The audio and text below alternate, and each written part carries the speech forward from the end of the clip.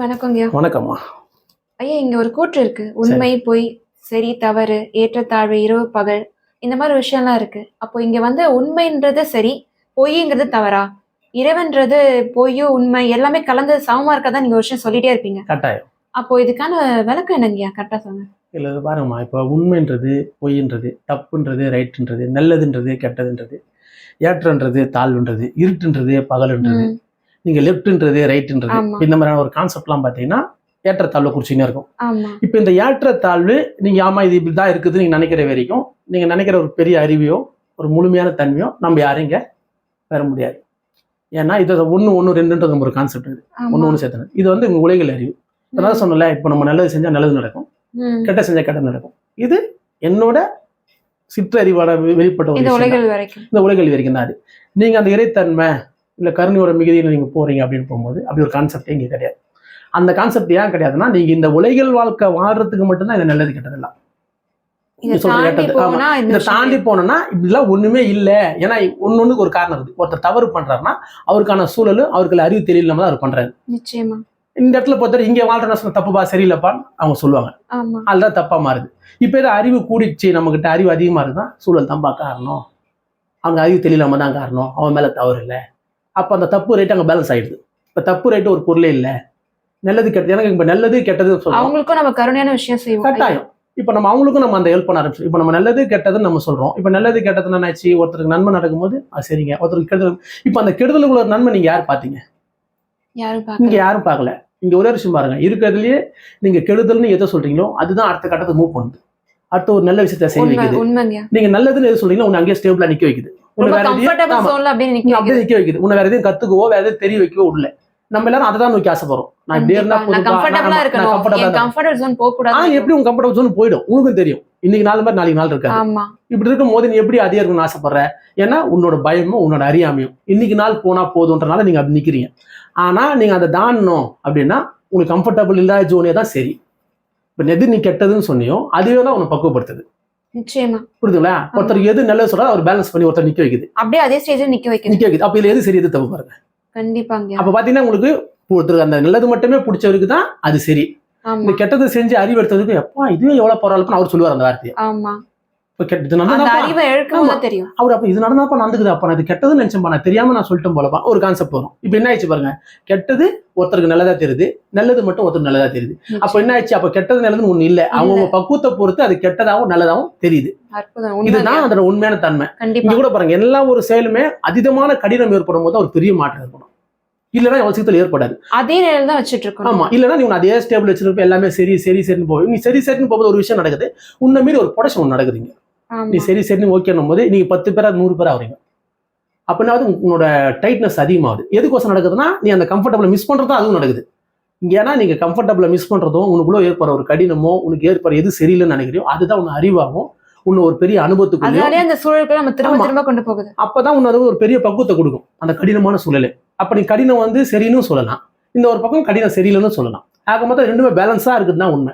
இங்க எல்லாமே சரியா இருக்குதுன்றது உணர்வுங்க பார்த்தீங்களா, இதுதான் சரியான உணர்வு. அந்த உணர்வு வரும்போது உங்ககிட்ட ஒன்னஸ்னா புரிய ஆரம்பிச்சிடும், உங்ககிட்ட ஒரு விதமான அறிவு வந்துடும். ஏன்னா இப்போ ஒரு சைட்ல இருந்து பார்க்கும்போது ஒரு தப்பா தெரியும், ஒரு பக்கம் வந்து பார்க்கும்போது ரைட்டா தெரியும். அப்ப எப்படி அது ரைட்டா தெரியுது? தப்பா தானே தெரியும். ஏன் மாறிச்சு? அவங்க தகுதி அவங்க தரத்துக்கு ஏற்றாற்போல் தப்பே ரைட்டா தெரிய அளவுக்கு அறிவு வரும் அவங்ககிட்ட. அந்த அறிவோட பக்கத்தை வச்சுதான் சொல்றேன் கட்டாயம். அப்போ தப்பு ரைட்டு நீங்க ஒண்ணு இல்லைன்றதுதான் உண்மையான அர்த்தம். இங்க எல்லாமே ஒரே பேலன்சிங்கா தான் இருக்குதுன்றதான் இந்த இடத்துல மூலம். ஏன்னா நீங்க தப்பு ரைட்டுன்னு நீங்க போயிட்டீங்கனாலே அது ஏற்ற தள்ள வச்சுதான் இருக்கும். அது அப்படிதான் போயினே இருக்கும். ஆனா அப்படி ஒண்ணு இல்லை அப்படின்றது தான் இந்த இடத்துல ஒரு பெரிய மூலமே. அதை நீங்க அன்பு அதிகமாகும் போது கண்டுபிடிச்சிடலாம். இப்போ நானும் இந்த செயலை செய்யும் போது நிறைய விஷயத்த பார்ப்பேன். செல்லுல நிறைய வீடியோ இதெல்லாம் பண்ண தப்புங்க செல்லு. இப்போ ரீசெண்டாக பார்த்தீங்கன்னா ஒரு சின்ன ஒரு வீடியோட ஒரு இடத்துல ஒரு குறிகார பெண்மணி பார்த்தீங்கன்னா உணவு சாப்பிடும் போது அவங்கள வெளியே சாப்பிடக்கூடாது அப்படின்னு சொல்லி ஒரு கோயிலில் சாப்பிடும்போது வெளியே கூப்பிட்டு சாப்பிடக்கூடாது சொல்லி அந்த இடத்துல யாரோ ஒருத்தர் அதை பண்ணி நீ சாப்பிடக்கூடாது, நீ இல்லைங்க சாப்பிடணும். ஸோ நான் ஏன் சாப்பிடக்கூடாது, நானும் ஒரு பெண் தானே அப்படின்னு அவங்க எடுத்து ஒரு கருத்து சொல்லிக்கிறாங்க. அந்த கருத்து சொல்லணும்னு ஒரு பக்கத்தில் யாரோ செல்லு எடுத்து அதை மீடியாவில் போஸ்ட் பண்ணியாச்சு. போஸ்ட் பண்ண உடனே அது பெரிய இஷ்யூ ஆயிடுச்சு. பெரிய இஷ்யூ ஆன உடனே அந்த இடத்துல இருக்கிற அந்த இடத்தோட அமைச்சரே அவங்கள கூட்டணும் அதே இடத்துல உட்கார வச்சு அமைச்சர் பக்கத்தில் உட்காந்து அவங்க உணவை சாப்பிட்டு அப்புறம் அவங்க குறைகளை கேட்டு அவங்க குறைகளை நிவர்த்தி பண்ணி அவங்களுக்கு நிறைய பேருக்கு வீடு பட்டா இல்லாதவங்க பட்டாலாம் கொடுத்து அவங்களுக்கு ரேஷன் கார்டு முதல் கொண்டு எல்லாமே அப்ளை பண்ணி கொடுத்து அந்த பெண்ணை கிட்டத்தட்ட ஒரு 4-5 சேனல் மேலே அந்த பெண்ணை காட்டி ஒரு பெரிய இஷ்யூ ஆயிடுச்சு. இப்ப அந்த பெண்ணே வந்து பாத்தீங்கன்னா ஒரு செலிபிரிட்டி மாதிரி ஆயிட்டாங்க. ஆமா இது ஏன் நடந்ததுன்னு பாத்தீங்கன்னா, இந்த இடத்துல ஒரே சொல்லு, நம்ம எல்லாரும் நேரம் குறை சொன்னோம். யார் அந்த சாப்பிட விடலையோ அவர் நீங்க எல்லாரும் குறை சொன்னீங்க. ஆமா சொன்னீங்களா? ஆனா இந்த இவ்வளவு செயலுக்கு காரணம் அவர் ஒரு ஆள் தான். உண்மை அவரு உண்மை. செஞ்ச அந்த ஒரு சின்ன கெட்டது தான் இவ்வளவு பெரிய நன்மையை மாற்றத்தை விளைச்சது. உருவாக்கிருக்குது. கண்டிப்பா. இப்படிதான் இந்த வாழ்க்கை அப்படிதான் ரூல் ஆகுது. அதனாலதான் நீங்க கெட்டதுக்குள்ள ஒரு பெரிய நன்மை இருக்குது நீங்க புரிஞ்சுக்கினீங்கன்னா கெட்டதை பார்த்து பயப்பட மாட்டீங்க. அது எதுக்கு நடக்குது, ஏன் நடக்குதுன்றதை கொஞ்சம் சிந்திச்சு கொஞ்சம் நாளுக்கு எல்லா ஒரு செயலுக்குள்ளயும் நாளைக்கு பார்க்கும்போது அது நன்மை தெரியும். நீங்க இன்னைக்கே பார்த்து அது கெட்டது நீங்க முடிவு பண்றதுதான் உங்களோட அறியாமை, உண்மை உங்களோட உண்மைங்க. அவசரம். அதோட நிலை தான் உங்களை இன்னைக்கு நிலை கொலை வைக்கும். ஆனா நாளைக்கு பார்த்தா இதுவே சூப்பரா இருக்கும். அன்னைக்கே நம்மளுக்கு புரியாம போச்சே அப்படின்றது உங்க எல்லாருக்கும் தெரியும். நேத்து பார்க்கும்போது நான் எவ்வளவு கஷ்டமா ஆமா. இருந்தேன், இன்னைக்கு அது எவ்வளவு பெரிய நன்மையை கொடுத்தது. அதுதான் உண்மை. இதை நீங்க யாரும் புரியல. இப்ப அது ஒரு எடுத்துக்காட்டா இப்ப நான் சொன்ன இந்த வீடியோ. கண்டிப்பா. இப்ப நம்ம நிறைய பேர் நிறைய பேர் சொல்லுவேன், நீ யாரை திட்டுவீங்க இதுல எல்லாரும்? அவர் தான் திட்டிருப்பீங்க. ஆமா ஆனா இவ்வளவுத்துக்கும் காரணம் அவர் தான். இப்ப நீங்க திட்டினவரையே நீங்க நல்லவரும் சொல்லணும். அந்த செயல் அவர் செய்யாம கரெக்டா? இந்த நிகழ்வு இருந்தா நடந்திருக்காரு. அப்ப அவர் திட்டினவரே நீங்க நல்லவர் சொல்லணும். அப்ப யாரை திட்டினீங்க முன்னாடி?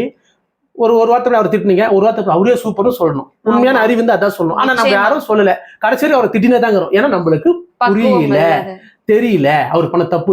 ஆனா தப்புல இருந்து இவ்வளவு நன்மை நடந்திருக்குது. நீங்க இந்த விஷயத்தை புரிஞ்சுங்க. அப்படிதான் இந்த உலகமே இருக்குது. ஆனா அந்த தப்பு ரேட்டுன்னு ஒண்ணு கிடையாது. அந்த தப்புக்குள்ளது ஒரு பெரிய மாற்றங்கள் இங்க நடக்குது. ஏன்னா அதுதான் உன் அடுத்த கட்டத்துக்கும் ஒரு பெரிய மாற்றத்துக்கும் கொண்டு போகுது. நீ நினைக்கிற நோயா இருக்கட்டும், ஒரு வேலை இல்லாம இருக்கட்டும், எல்லா சூழலுமே அதுக்கு உன்னை பக்குவப்படுத்துறது நடக்கிற நிகழ்வு தானே தவிர்த்து அது எந்த கெட்டதும் கிடையாது. நீ எல்லாமே பக்குவமா தான் நடக்குது. ஏதோ சூழலுக்கு ஒரு நல்லதுக்கோசம் தான் நடக்குதுன்னு நினைச்சிட்டேன்னா எல்லா விஷயங்களும் ஈஸியா ஹேண்டில் பண்ண முடியும். ஒரு கெட்ட விஷயத்தையோ ஒரு நோய் எந்த ஒரு துன்பத்தையும் சரியா ஹேண்டில் பண்ணி அதுல இருந்து வெளியே வர முடியும். இதுவும் எனக்கு ஒரு அனுபவத்தை கொடுக்கும்னு நினைச்சுன்னா அது கட்டாய அனுபவத்தை கொடுக்கும். அந்த அனுபவத்தை உன்னால உணர முடியும். அப்ப நல்லது கெட்டதுன்ற ஒரு பொருளே இங்க கிடையாது. எல்லாமே சரியா இருக்குதுன்றதுதான் கரெக்ட். அது இன்னைக்கு தெரியாது, நாளைக்கு தான் அந்த விஷயத்தை கண்டுபிடிக்கலாம். நீ இன்னைக்கே தப்பு சரியில்லை நம்ம பேசுறோம், நாளைக்கு அது சரியாகும் போது இன்னைக்கு நீ பேசுறதெல்லாம் வீணு. அன்னைக்கு அவர் திட்டினதெல்லாம் வீணு. ஒரு வாரம் கழிச்சு பார்த்தீங்கன்னா அதுக்கு எல்லாத்துக்கும் காரணம் அவரே. இப்படிதான் இங்க எல்லா நிகழ்வும் நடக்குது. இது நம்ம ஒருத்தருமே அவங்க வாழ்க்கையில நடக்குது. யாரும் சிந்திக்காம அது யோசனை பண்ணாம கடந்து போனாலும் தெரியல. அதை இப்போ நான் எக்ஸ்பிளைனா பண்றேன். இது எல்லாருக்கும் தெரிஞ்ச விஷயம் தான். எல்லாரும் கடந்து போயிட்டாங்க, அதை யாரும் கண்டுபிடிக்கல. நான் கண்டுபிடிச்சு இது இப்படிதான் நடக்குது இங்கன்னு அப்படி பார்த்துட்டீங்கன்னா அப்போ எதை பார்த்து நீங்க பெருசா பயப்பட தேவையில்ல, எதை பார்த்தும் பெருசா ஃபீல் பண்ண தேவையில்ல. எல்லாத்துக்குள்ளேயும் ஒரு நன்மை இருக்குதுன்னு நீங்க புரிஞ்சீங்கன்னா எல்லா விஷயத்தையும் சரியா நீங்க ஹேண்டில் பண்ணி பெரிய மாற்றத்துக்குள்ள கட்டாயம் வரலாம். மூலமான விஷயத்த சொல்லிருக்கீங்க. ரொம்ப நன்றி. மிக்க நன்றி.